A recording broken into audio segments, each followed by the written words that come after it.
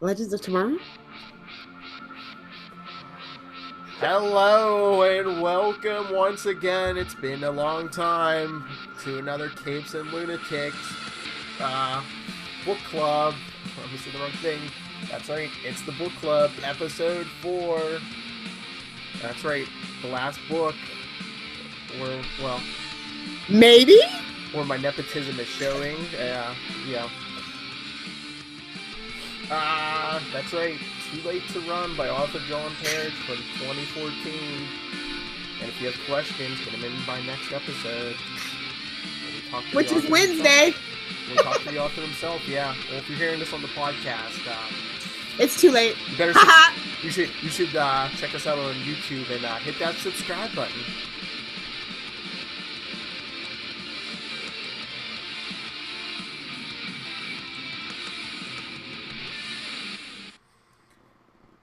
That's right. So, last book in the trilogy, huh? Yeah, and I kind of want to talk. I mean, I want to talk about all of it, but like, I kind of wanted to say something about the ending, but I don't want to ruin it for people. Because remember, we're like, does she live through the last one? I'm like, no, we can't. Of course you do. It's a third book. You can Google it. I know. It came out 3 years ago, I guess. Yeah. Man, spoilers. I remember it used to be like a 10-year rule. Then it was like 5 years because of the internet. You got 1 week, kid. That's, Maybe not even that. that's before the advent of Twitter and stuff. Yeah. How you get spoiled and it's not even out. You're just like, Exactly. It's like, yeah. Oh, I saw a spoiler today for the after credit scene of Justice League. oh, yeah. You're like, yeah, I saw that 6 months ago. No, but yeah. But you always drag me into this conversation. We're here to talk books. Yeah, let's talk. I thought this was the best book of the series. In trilogies, both movies and books, is never like really kind of the case for me specifically. How about you? Yeah, for the most part, the third one, like you said, with movies, with books, with a lot of things, it's just like, oh, they did it for the money or whatever. But you could tell, I think He he had a lot wanted. of ideas, and I feel like, but I kind of respect him for just keeping it at a trilogy because at some point, like a lot of publishers will be like, well, hell, turn this into a series, you know? Yeah, but I don't know. Like, if you look at the acknowledgments page on the end, I mean, unless he just said that. I mean, he said there was more to come, unless he's going to start a different series or. Well, Like, it's been almost 4 years, buddy. I know. I know. We'll rib him when we get him. We'll ask him, yes. But yeah, you could tell Mr. Parrish was refining his craft from the first book to the second book to the third book.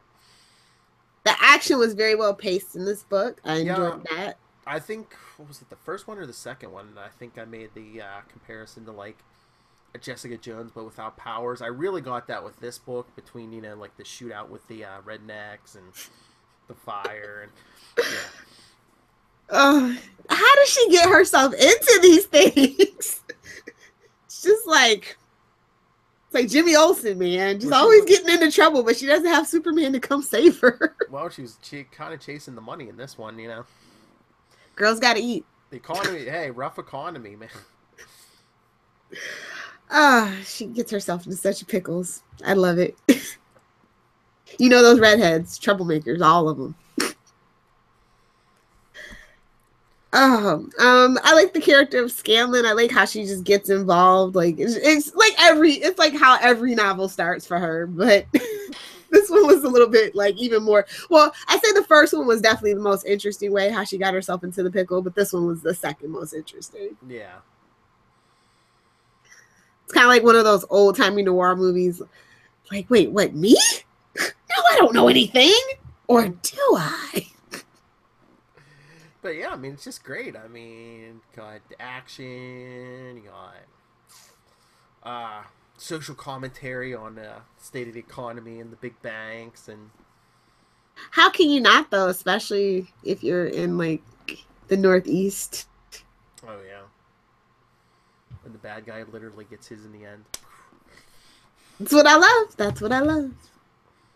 Fat Cat Baker sticking it to him. Oh yeah. Um, I I feel like this was thoroughly just all about her. None of the side characters really stuck with me, and I don't mind that. Yeah. Because I feel like the last book was more about the side characters and the world and the backstory. Mm-hmm.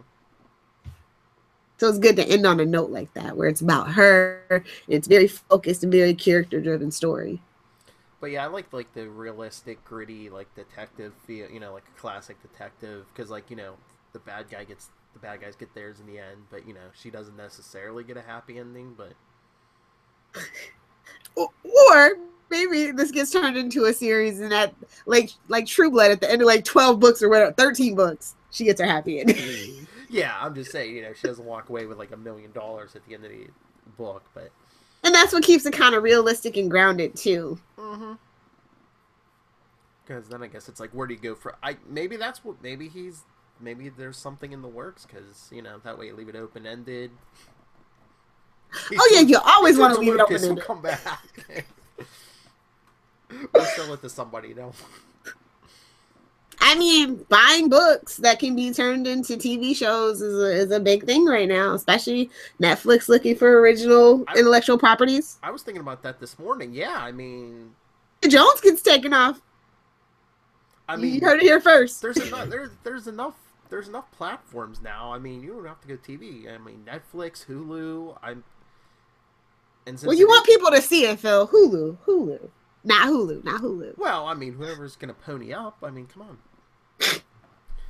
But and it's not like any of these superhero things where you have to worry about special effects and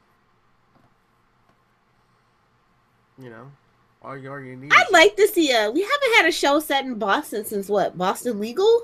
And that was not about the city itself. That's the first thing that came to mind when you said that, yeah. Oh no, Boston Public? That was before Boston Legal though. Am I not even on the David E. Kelly shows, really? Ally McBeal? Randomly? I know you sat there watching Ally McBeal. I loved Ally McBeal. Come on, John. Bon Jovi was in like the later seasons. How could you not? I saw a few episodes. One of my exes was obsessed with that show. I came for Courtney Thorne-Smith, to be honest, from Melrose Place. Oh my. The things I got into as a child, I don't know. We won't get into that. Statute of limitations. The records are sealed. Is that our new running gag, Phil? I feel like that's our new running gag. I was going to say, you can now be tried as an adult, but... Let's see. How did you feel about... What else? Oh, the big bad. Like, was the big bad really that bad? I feel like it was more morally gray, kind of like she is. So, well, yeah, it was like there was enough blame to go around because there's all these characters that have shady motives, and then you have the Banks, which nobody she dealt with was completely innocent, Which also kind of lends to the groundedness. It's not like completely black and white, right and wrong. I mean, can you write a realistic story these days, especially something grounded in cold hard reality, where it's like, you definitely have like a black and white villain? We can have an orange villain. Oh! Sorry, I'm kidding. I love my president. What are you talking about? Until she leaves the country. That's right, Lilith. If you don't like it, you leave the country in 2018. I tried to go back to Africa. They wouldn't have me, so I had to settle for Canada. Jeez. Oh, God, don't tweet me. Don't tweet me. Fight me, nerds. I don't care. Fight me, nerds. I don't care. Don't tweet her at Lilith Hellfire. No, you can tweet us at Adventures in Fangirl. I won't see it. Oh, boy, she wants to get attention to this podcast. I applaud you. I took one for the team, Phil. I took one for the team. No, I thoroughly enjoyed this trilogy. What I like about it is a good, quick read. Yes.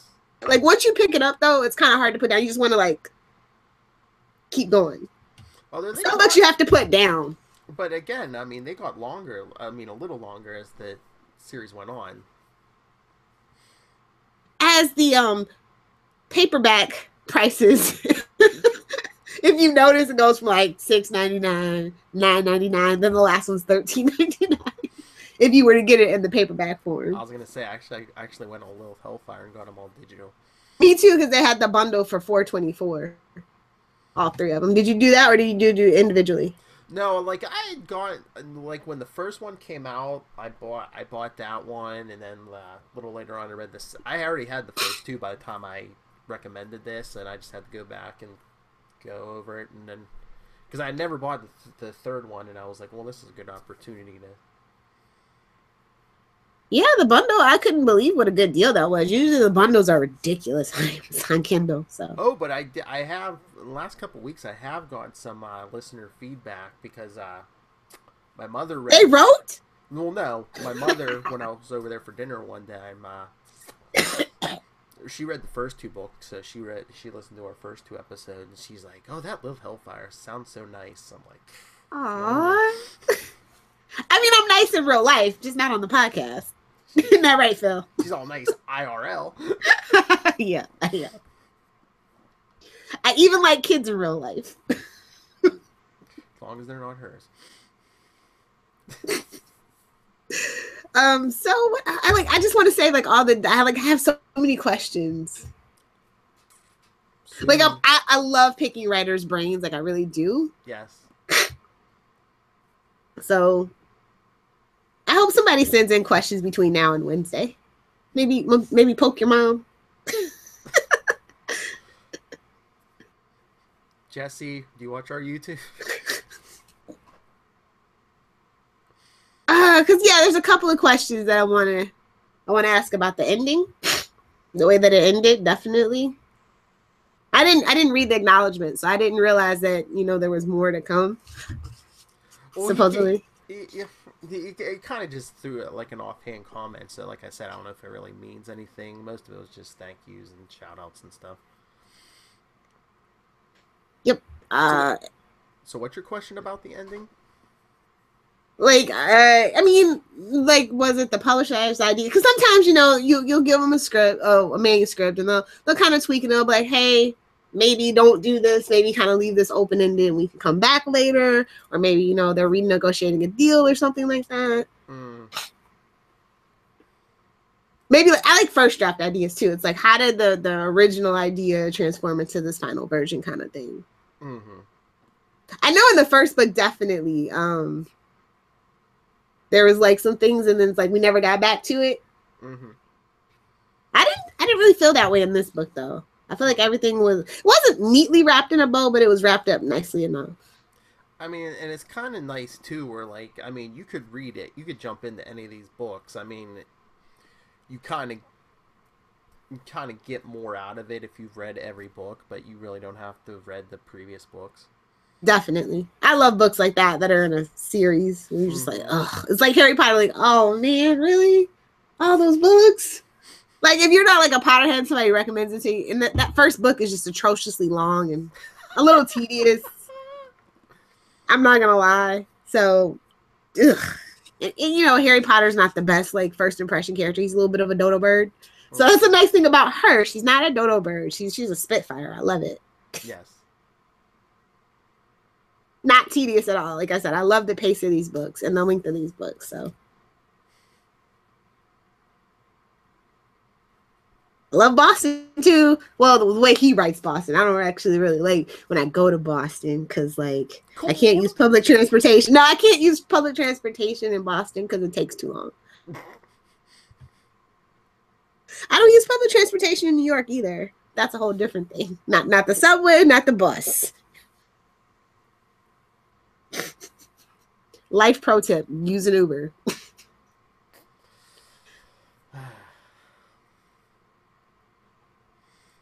You had your own car. That way, I'm not gonna drive to Boston. I'm gonna put miles on my car. Are you crazy? No. I don't rent cars either. That's a scam. But that is for a conspiracy corner one day, maybe. I keep thinking we should do some kind of like conspiracy show or current events thing, but I'm just afraid to let the Esser off the leash. I definitely want to do something about Mandela effect because I find it fascinating, absolutely fascinating, and the people that are into that. Now, I'm obsessed now. Anytime I say something and like Danielle or somebody else says, "Wait, I don't remember that," I'm like, "Oh man, Mandela effect." You're from the Stain universe. I knew it.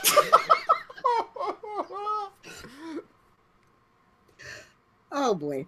Well, it's.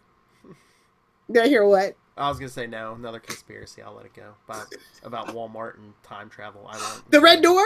Yes. Oh, yes. Oh, we have to. Just like we have to touch on that. Just one day when there's nothing else to do. No more. No Marvel movies. No DC movies. And no good comic books. When's that gonna be? The week Nightwing's not out. Over the winter break. Look at her pandering to me. Oh yeah. All right. I think we should mention it to Tyler and Charlie. You know Charlie is gonna jump all over that. So, stay tuned. It's Wednesday, right? As in 2 days from now, we're gonna interview him. Yes. So, we're on the podcast. The next book club episode. If you want to be ahead of the curve and be a cool kid, go ahead and smash that subscribe button. Well, ring the bell and then click notifications so you actually see that we're live. And follow us on Twitter because it gives you a notification when we go live. Yes, that's right. At Capes Lunatics on Twitter, it'll tell us when you're live. Although if you subscribe, I don't think you even need that. But please, on YouTube, subscribe, write us a nice little review down here below the video. Thumbs up, share, all that good corny stuff that we used to say back in the aughts. And subscribe to the podcast. It's free. And follow us also free at Capes and Lunatic. Wait, Facebook.com/Capes and Lunatics. At Capes Lunatics on Twitter, like I said.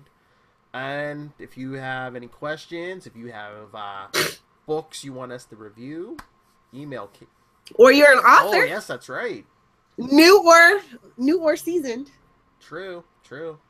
Email capesandlunatics@gmail.com or the voicemail 614-382-2737. That's 614-38-CAPES.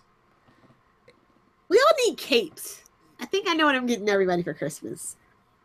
Actually, spoiler alert, I'm getting Charlie and Tyler probably Capes and Lunatic shirts. Oh. Definitely. So, and then I'll be the only one that won't because I'm a girl and I can stand out. I'm kidding. So yeah, I can't wait. I'm excited. She doesn't want to wear the shirt because they don't sell them with boob windows. Shout out to Wade's World. Pretty much every podcast now, I have to drop that. But anyway, if anyone wants to discuss Mandela effect, boob windows, flat Earth theory, sure, why not? Pib soda, where can I get a hold of you? Oh, yeah. If you know what turned into Pib Extra out of nowhere, let me know at Lilith Hellfire or Adventures in FG. That's Twitter, Facebook, Pinterest, and Instagram at Adventures in FG. Also, be sure to check out my website, adventuresinfantasy.com. And don't forget to come back here Wednesday or listen to the next podcast where we interview the author of this thrilling trilogy. Where Lilith Hellfire will, for the first time, will not have to deal with just one parich, but two. Well, I dealt with two, you and Luca, pretty well, so. And Danielle by marriage, but I mean on a podcast. Boom. Double trouble. All right, everyone. That's it for this time. Please join us again for another Capes and Lunatics book club. Like I said, next episode is the interview. Reading is fun, dumb and so. If you're an 80s or 90s kid, come on, you knew that was coming. That's one to grow on. We need. That's who we should get, LeVar Burton. Dude, I was literally just thinking that. You know he got sued by Reading Rainbow, right? I would love to interview him about that. He's gonna be at the Steel City Con in December. Ask him. Well, him, Jonathan Frakes, and Brett Spiner are all gonna be there. I was gonna ask for interviews with all of them anyway, but get your butt up here. I think it's like what is it, like December 8th or whatever that weekend is. That's my birthday. It's my drunk weekend. Sorry. But yeah, it's not nothing with books, but anybody who's been on a Star Trek franchise, if you want to talk to us, capesandlunatics@gmail.com. Good night.